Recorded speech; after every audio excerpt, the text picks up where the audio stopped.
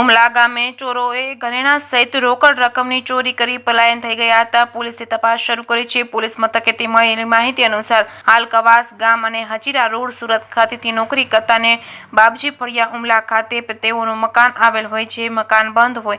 ગત રોજ અજાણ્યા ચોર ઈસમો આશરે 5:45 વાગ્યાના અરસામાં દરવાજો નો નકુચો કોઈ સાધન વડે તોડી ઘરમાં ઘૂસી અને તિજોરીમાં રાખેલ સોના ચાંદીના ઘરેણા સહિત રોકડ રકમની ચોરી કરીને ફરાર થઈ ગયા હતા. આશરે સવારે 5:45 દરમિયાન અજાણ્યા ચારે ઈસમો કોઈ સાધન વડે દરવાજાનો નકુચો તોડી નાખી ઘરમાં પ્રવેશ કરી ઘરના બેડરૂમમાં અને રસોડામાં મૂકેલ તિજોરીના ખાનાઓને કોઈ સાધન વડે તોડી તિજોરીમાં મૂકેલ ઉપરોક્ત સોના ચાંદીના ઘરેણા કુલ કિંમત ₹95,000 તથા રોકડ ₹1,500 મળી કુલ કિંમત ₹96,500 ના મત્તાની ચોરી કરી ચોર ઈસમ લઈ ગયેલ હોય છે. બાબતે રીતેશભાઈ પરસોત્તમભાઈ વસાવા નાઓ દ્વારા ઉમલા પોલીસ સ્ટેશનમાં ફરિયાદ નોંધવામાં આવી છે. જે કેસની ગુજરાતી સાથે કેતન મહેતા, ભરૂચ.